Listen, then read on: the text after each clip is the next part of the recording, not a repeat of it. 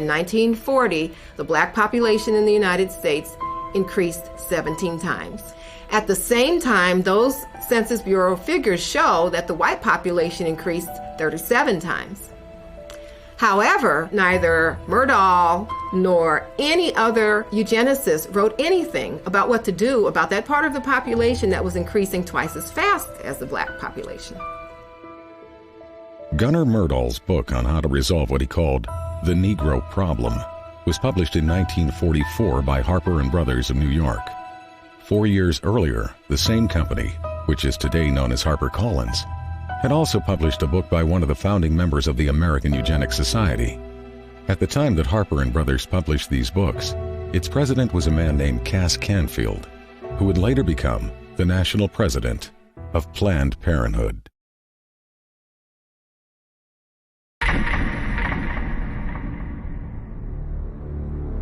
We hope that the restraint of population growth can come about through voluntary means. But if it does not, involuntary methods will be used. Dr. Donald Minkler, 1972. Donald Minkler was the president of the American Association of Planned Parenthood Physicians and a member of the board of directors of Planned Parenthood Federation of America. Like many of those in the eugenics movement, he understood that their plans would not always be voluntarily adopted, and that the use of governmental coercion or even force might one day be necessary. The idea of forced eugenics was not something that suddenly developed in the 1970s. In a 1929 speech, American eugenicist Samuel Holmes had proposed that mandatory birth control should be used as a tool to eliminate what he called the menace to the white race that had been created by increases in black population. His solution was to have a quota system in which the right to have a child would be controlled by the government and determined by race. At the time, Holmes was on the National Council of the American Birth Control League, which would later become known as Planned Parenthood. Then, in 1936, eugenicist Julian Huxley proposed that the genetically inferior classes could be made to have fewer children if they were denied easy access to welfare. Another part of this proposal was that medical care to these same people should be restricted in order to reduce the survival rates of the children they did have. He also called for the forced sterilization of anyone who was unemployed beyond a certain length of time. Huxley was later honored by Planned Parenthood and was a featured speaker at one of their annual conventions. The reality is that the views of people like Samuel Holmes and Julian Huxley were never uncommon within the American eugenics community. In 1969, a professor at the University of California, Dr. Garrett Hardin, called it insanity to rely on voluntarism to control population. Hardin was a member of the American Eugenics Society and an outspoken advocate of government-enforced birth control, saying that citizens should be willing to give up their right to breed for the betterment of society. In 1980, he was given Planned Parenthood's highest national award. He and his wife would later kill themselves in a joint suicide pact. There were, of course, some within the eugenics movement who were uncomfortable with the idea of using force, and they would often express their reservations about it in public. But when pressed, virtually none of them would rule it out, including Planned Parenthood founder Margaret Sanger. I consider that the world and almost our civilization for the next 25 years is going to depend upon a simple, cheap, safe contraceptive to be used in poverty-stricken slums, jungles, and among the most ignorant people.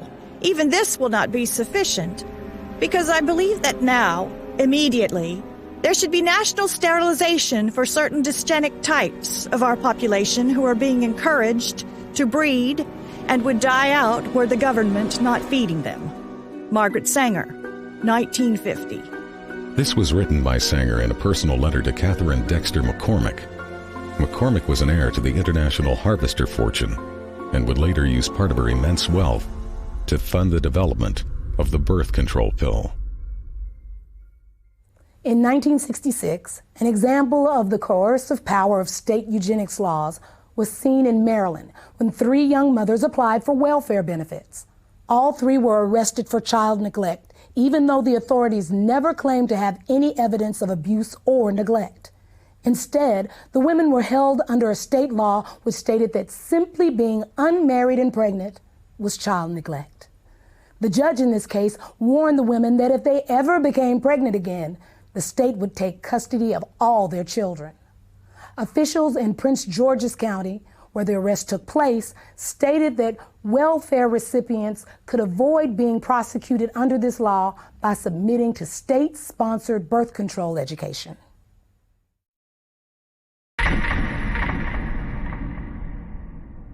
In 1934, Adolf Hitler sent a letter to American eugenicist Leon Whitney, complimenting him for a book he had written on sterilization. Whitney was the former executive secretary of the American Eugenics Society and a colleague of Margaret Sanger's. Sanger also published his writings in the Birth Control Review. In the book that Hitler was praising, Whitney had written that America could eliminate what he called the slum elements of society by sterilizing the lowest 25% of its population. He claimed this was necessary because such people are too stupid to understand or practice even simple methods of contraception. Besides, he said, the country would hardly miss them. One of the people he was talking about was named Elaine Riddick. At the age of 13, I became pregnant. I was raped by a guy that lived across the street from me.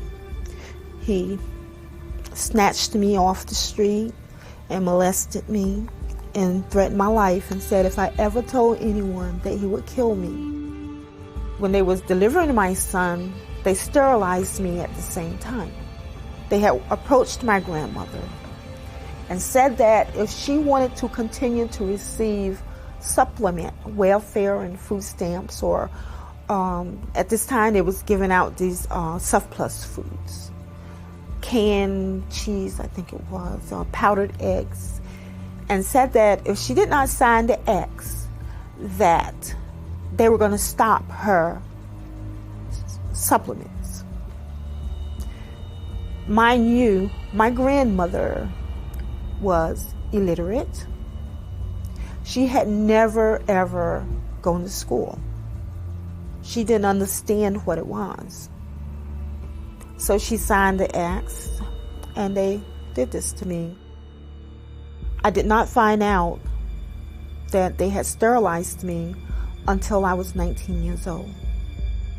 I asked the state of North Carolina why they did this to me, and they said that because I was feeble-minded, that I would not be able to take care of myself, I would not be able to tie my shoes, that I was just incompetent.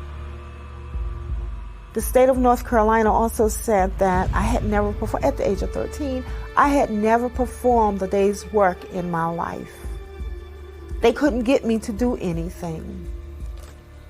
But at the age of 13, I mean, should I not have been in school? They were saying that feeble-mindedness is hereditary. So they sterilized me so I would not produce my kind. Mind you, I am not illiterate, nor am I feeble-minded. I never went into high school, but yet I still acquired a college degree. They also justified that my child or my children would be feeble-minded. My son is the president of his own semiconductor company. He has his own construction company. And he has his own real estate company. How can you think that your government allowed or allowing these things to happen to a person, a life? You can't say nothing. You have no rights. To me, they took away all of my rights. They sterilized kids from my understanding and my knowledge as young as 8 years of age. I don't know what an 8-year-old can do that could cause them to do this to them, the only reason I can give myself is that because they're black. In 1961, social worker Sue Casebolt had been installed as the executive secretary of the North Carolina Eugenics Board. At a board meeting held 3 weeks later, she stated that she was going to keep a file on every child whose name reached her desk so that they could be picked up as soon as they reached childbearing age. Casebolt was still on the board in 1968 when it approved the sterilization of 14-year-old Elaine Riddick. It is better for all the world if instead of waiting to execute degenerate offspring for crime or to let them starve for their imbecility, society can prevent those who are manifestly unfit from continuing their kind. 3 generations of imbeciles are enough. Oliver Wendell Holmes, U.S. Supreme Court Justice, 1927. Holmes made this statement in his ruling on the constitutionality of Virginia's forced sterilization law. It mirrored the views of President Theodore Roosevelt, who had originally appointed Holmes to the Supreme Court. In a 1913 letter to American Eugenics Society founder Charles Davenport, Roosevelt had stated that the country had no business allowing citizens of the wrong type to reproduce. In 1907, Indiana had become the first of more than 30 states to pass sterilization laws, and some of those laws stayed on the books well into the 1970s. In fact, the state of Oregon did its last sterilization in 1981 and did not abolish its eugenics board until October of 1983. Some states practice sterilization without ever creating an official eugenics board. In those instances, few, if any, records were kept. And in the states that did keep records, many have never been made available to the public. But in just those states that have released their records, it is known that at least 60,000 Americans were sterilized, and they were disproportionately black. In addition, during a 1973 lawsuit, a federal judge estimated that as many as 150,000 additional low-income women may have been sterilized under federal programs alone. These sterilizations were often performed without the patient's knowledge or consent, and sometimes against their will. It was also common for social workers to tell welfare recipients that they would lose their benefits if they did not agree to be sterilized. In some cases, poor families were even threatened with the loss of welfare unless they brought their children in for sterilization. The result was that some of the people sterilized were as young as 10 years old. In the first 6 months of 1972, one hospital in Aiken County, South Carolina, sterilized over 1/3 of the Medicaid patients who were there to give birth, and all but one of these women were black. One patient said she was told by all 3 of the county's obstetricians that they would not deliver her baby unless she agreed to be sterilized. Her claim was later confirmed by each of the doctors. Another patient said she was told by one of these same physicians that he was tired of having to help support the babies of welfare recipients and that she could either agree to be sterilized or find another doctor. The law of nature says that only the fit shall survive. When a nation disregards this law by protecting the unfit and encouraging their multiplication, this nation invites inevitable destruction. As far as New Jersey is concerned, sterilization is an economic necessity. And as far as the United States is concerned, sterilization is a matter of national preservation. Fred Shepard, Assemblyman. Fred Shepard was a member of the New Jersey State Legislature.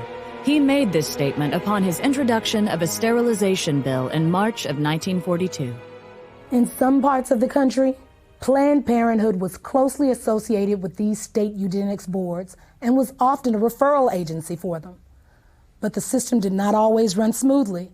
In 1969, when the number of sterilizations approved by the Iowa State Eugenics Board began to drop, the board was attacked in the press by the executive director of Planned Parenthood, Robert Weber.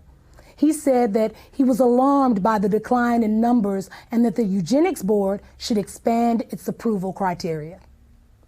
Board Chairman Dr. S.M. Corson responded that the board's guidelines were already fairly broad. He pointed out that approvals were routinely given for young girls for no reason other than the board's speculation that they might likely one day engage in immoral behavior without the capacity for being wives and mothers. At that point, Weber publicly scolded the board and told them that they should either increase the number of sterilizations or quit. From its beginning, Planned Parenthood always had powerful ties to the American eugenics community. In fact, in many places they were often one and the same. For example, when the first birth control clinic was opened in Arkansas, it was operated by the Arkansas Eugenics Association and overseen by a woman named Hilda Cornish. Later, the Arkansas Eugenics Association would become the Arkansas state affiliate of Planned Parenthood, and Cornish would be named its executive director. During the 4 months that American Birth Control League director Lothrop Stoddard was in Nazi Germany, he not only met with Hitler and SS chief Heinrich Himmler, he also attended one of the Nazi eugenics courts. The first case I saw looked like an excellent candidate for sterilization. A man in his mid-30s, he was rather ape-like in appearance. Receding forehead, flat nose with flaring nostrils, thick lips, and heavy prognathous jaw. Not vicious looking, but gross and rather dull. Lothrop Stoddard, Director, American Birth Control League, later known as Planned Parenthood. Given the admiration that Adolf Hitler expressed for the American eugenics movement, it is not unlikely that he modeled the eugenics courts in Nazi Germany after the state eugenics boards in the U.S.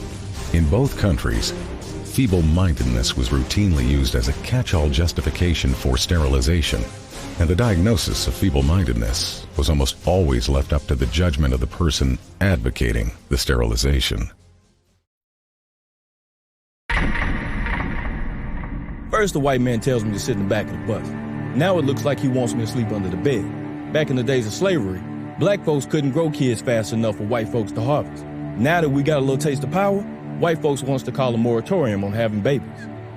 Comedian Dick Gregory, Ebony Magazine, 1971. By the 1960s, the American eugenics movement had been reasonably successful in getting sterilization laws and prohibitions against interracial marriage passed. They also had some success in getting states to mandate sterilization for those convicted of even non-sexual crimes, and some states began to require sterilization as a condition for receiving welfare or health care.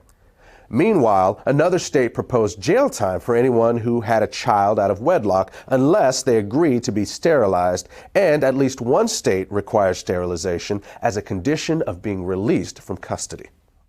But these laws were not producing the results Planned Parenthood and others in the eugenics movement wanted. They also began to fear that federal courts were going to eventually rule that these kinds of measures were unconstitutional. At about the same time, however, something new was being introduced to American society. It was called the birth control pill, and the eugenics movement quickly saw it as the perfect solution for controlling the population of people they had always seen as oversexed, unsophisticated, and lazy. But what they would eventually discover is that while the pill was enthusiastically embraced by whites, it was generally rejected by blacks, despite the fact that Planned Parenthood focused its marketing on the African American community and located the vast majority of its facilities in black neighborhoods. What Planned Parenthood and the rest of the eugenics movement did not count on was that many blacks did not want to reduce their numbers. In fact, they saw high birth rates as the most effective way to increase their power in the American political system.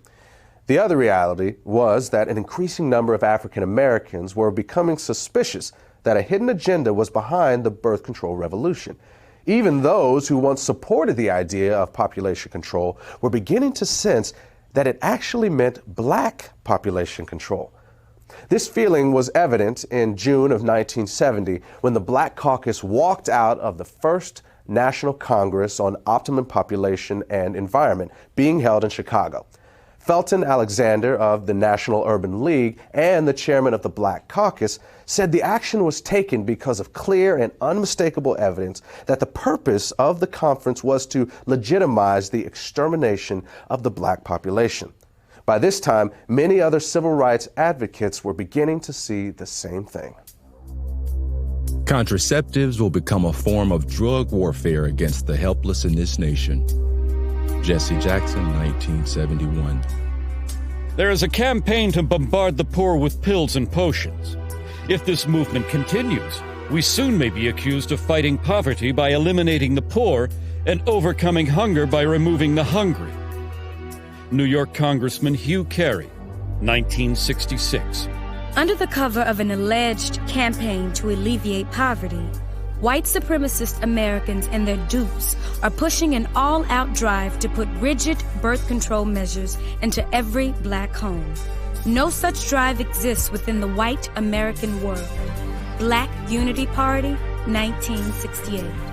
Birth control and sterilization in the wrong hands would be more deadly to Negroes than all the tanks, riot guns, cattle prods, billy clubs, and shackles we have overcome in the past. Dr. Leroy Swift, obstetrician, gynecologist, 1968. As it became clear that a growing number of African Americans were connecting the dots between birth control and black genocide, eugenics organizations began calling for the U.S. government to add birth control chemicals to the nation's food and water supply. It was even suggested that this strategy could be specifically targeted at urban neighborhoods. This idea was widely embraced in the eugenics movement and taken seriously enough by the government to be discussed at a 1969 meeting at the United Nations. Under the plan being considered, a couple could apply to the government for permission to have a child, and if approved, they would be given an antidote to the population control chemicals they had ingested in their food and water. Interestingly, the idea that government should have some sort of licensing agreement to regulate who would and would not be allowed to give birth was not a new one. In 1934, Planned Parenthood founder Margaret Sanger had proposed that the U.S. government implement a system in which women would not have the legal right to have a child without a permit from the government, and that these permits would only be good for one baby. But eventually, proposals like forced sterilization, chemicals in the food and water supply, and government control of childbearing were abandoned by most people in the eugenics movement. Despite the fact that many of them openly advocated such ideas, they would come to realize that there was really no practical way to carry them out. But for all their failures, what the eugenics movement had accomplished was to lay the foundation for the next phase of their plan. And this is where they would find the success that they had been chasing for over 100 years.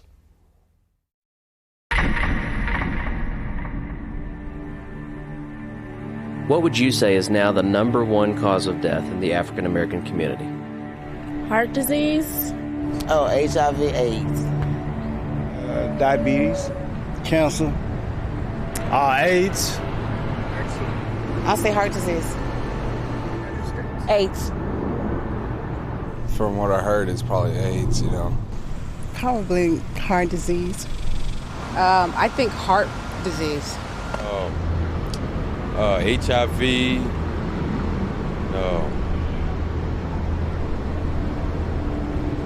Gang violence. What if I told you the real answer was abortion?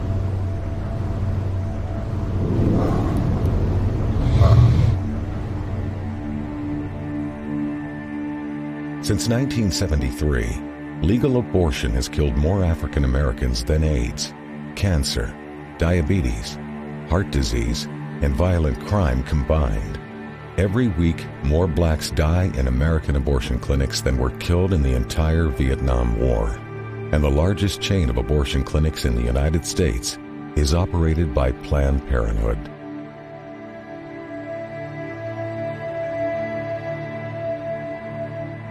We have now reached a point in this country that African American women, though they make up 12% of the population, they account for 37% of the abortions.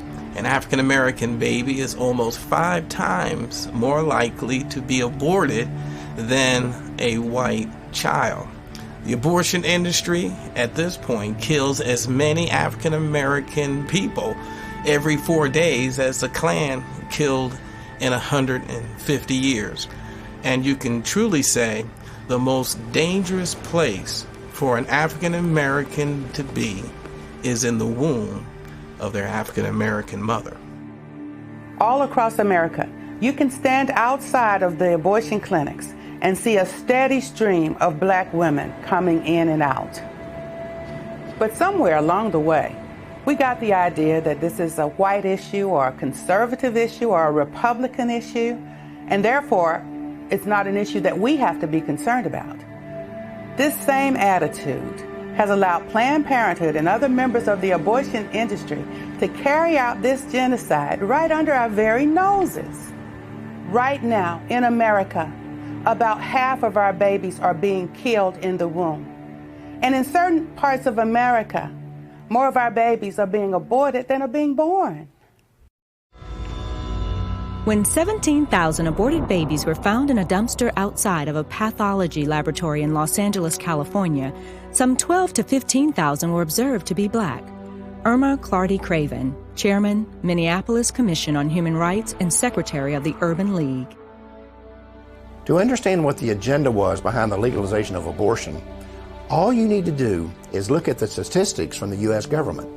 Studies from the CDC show that prior to the legalization of abortion, approximately 80% of all illegal abortions were done on white women. One study in New York even found that white women had 5 times as many abortions as black women. But at the moment abortion became legal, that began to reverse. And that's why the legalization of abortion was so crucial for the eugenics movement. Legalization created the ability to market abortion in the black community. And from a eugenics standpoint, that changed everything. These people cannot have it both ways. First, they say that birth control will reduce the number of abortions. Then they flood our neighborhoods with birth control clinics. And what's the result? Our abortion rate skyrockets. So either they lied about the fact that birth control would reduce abortions in our neighborhoods, or this is the results and the purpose they wanted from the beginning. At this point, I truly have the tendency to believe the latter. In 1973, the year abortion was legalized nationwide, Dr. Christopher Tizzi produced a study on abortion demographics at the request of the Population Council, a New York-based eugenics organization. In this report, Tizzi confirmed previous research showing that when abortion is illegal, the abortion rate is much higher for white women than for black women, but that this completely reverses whenever abortion is legalized. At the time he published these findings, Tizzi was a consultant to both Planned Parenthood and the National Abortion Federation. Other researchers within the eugenics and abortion movements were also documenting that easy access to abortion clinics produces higher abortion rates in the surrounding area. And at least one expert discovered that having a nearby clinic is a bigger factor in the black abortion rate than it is in the white abortion rate. At the same time this data is being circulated, Planned Parenthood and the rest of the abortion lobby were in the process of locating the vast majority of their facilities in minority neighborhoods. Then in 1974, a study was released on population control that had been conducted by researchers at 3 major universities. By analyzing data obtained from Planned Parenthood's own records, they determined that the #1 factor in deciding whether a county in the United States provided free or low-cost family planning services was not poverty, but race. The researchers said their findings seemed to support the contention of many civil rights activists that such programs are less intended to assist the poor than they are to control the growth of the black population. Birth control and abortion are turning out to be the great eugenic advances of our time. Frederick Osborne, founding member of the American Eugenics Society, 1973. The best way to hate a nigger is to hate him before he is born. Leander Perez, Louisiana State Judge, 1970. 2 years after the director of Iowa Planned Parenthood had publicly attacked the state's eugenics board for not approving enough sterilizations, a bill was introduced in the Iowa legislature to legalize abortion. Despite having the support of both the state Republican Party and the state Democratic Party, as well as strong backing from the governor, the bill would be defeated almost single-handedly by the only African American in the Iowa legislature. Proponents have argued this bill is for blacks and the poor who want abortions and can't afford one. This is the phoniest and most preposterous argument of all. I represent the inner city where the majority of blacks and poor live, and I challenge anyone here to show me a waiting line of either blacks or poor whites who are wanting an abortion. Iowa State Representative June Franklin, Democrat, 1971. From the beginning, it was obvious that racism was the driving force behind the eugenics movement. While it was true that from time to time these elitist and social engineers would toss a few lower-class whites in among the feeble-minded and worthless who should be bred out of society, it was also true that they never seemed to include blacks among the best and the brightest who should be bred in. And at the same time, the country was being saturated with calls for population control and family planning. The facilities to carry them out were pouring into the black community. After all, no one was suggesting that there were too many white people in the world. And realities like those did not go unnoticed by early civil rights activists. For them, the reason birth control and abortion were being pushed was not a secret. Those whom we could not get rid of in the rice paddies of Vietnam, we now propose to exterminate if necessary, eliminate if possible, in the OB wards and gynecology clinics of our urban hospitals. Jesse Jackson, 1971. Black people are the target of birth control, not because the ruling politicians like them and care about their economic equality, but because they hate them and can no longer use them in plantations and other cheap labor conditions. Muhammad Speaks, the Black Muslim newspaper, 1970. I believe the entire question of abortions is just one more in the continuous series of events to eliminate the black population. Father George Clemens, Jet Magazine, 1973. The abortion law hides behind the guise of helping women, when in reality it will attempt to destroy our people. Brenda Hyson, New York chapter, Black Panther Party, July 1970. The racist tells you to take birth control pills to kill, to murder life that might have existed if you had not. They are planning mass extermination of people they consider dispensable. Van Keys, Oakland chapter, Black Panther Party, 1969. A true revolutionary cares about the people. He cares to the point that he is willing to put his life on the line to help the masses of poor and oppressed people. He would never think of killing his unborn child. Detroit chapter, Black Panther Party, 1970. Who the hell is getting the pill? The Mexican and the Negro. Do you want to wipe us out? Cesar Chavez, 1967. On the day after the assassination of Dr. Martin Luther King, a memorial service was held at Howard University in Washington, D.C. As mourners left the auditorium, they encountered about 600 people attending a rally outside. Several speakers were heard warning the crowd that population control was being used as a weapon of black genocide. Among the speakers who gave this warning was noted civil rights activist Stokely Carmichael. A year later, Pittsburgh police were called when 200 sticks of dynamite were discovered near a local Catholic church.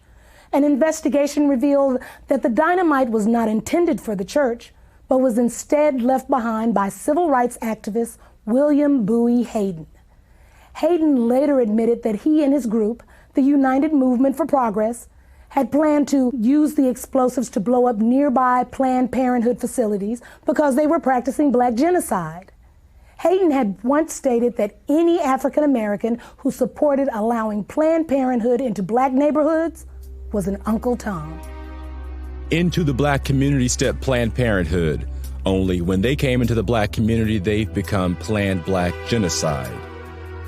William Bowie Hayden, civil rights activist, 1971. Among those associated with Hayden was an African-American physician named Dr. Charles Greenlee. Greenlee had been a staunch supporter of Planned Parenthood, but became suspicious of the organization after noticing that black neighborhoods in his city were, as he described it, saturated with Planned Parenthood facilities, while nearby white neighborhoods that were just as poor did not have a single one. In an article published by the black Muslim newspaper Muhammad Speaks, Greenlee said he had also discovered that deceptive materials were being circulated in the ghettos and delivered to the homes of black women, warning them that welfare recipients who had additional children would lose their public assistance. Greenlee knew that wasn't true and concluded that Planned